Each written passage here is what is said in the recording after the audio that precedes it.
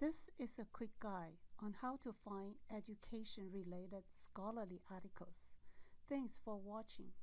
To start, please go to the CSUDH Library website. Click on Research on the left menu bar. Select Article Databases.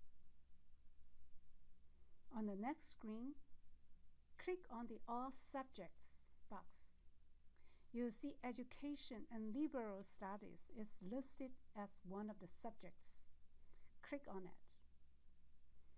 On the new screen, you see 25 databases found for Education and Liberal Studies. In the Recommended Databases box, top education-related collections. This link allows you to simultaneously search all 7 education-related article databases. You also have the option to search the following databases individually.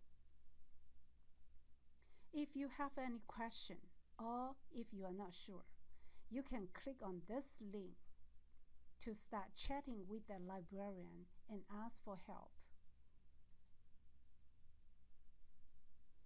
Now I'm click on this link to start searching all 7 EBSCO education related databases simultaneously. Thanks for watching.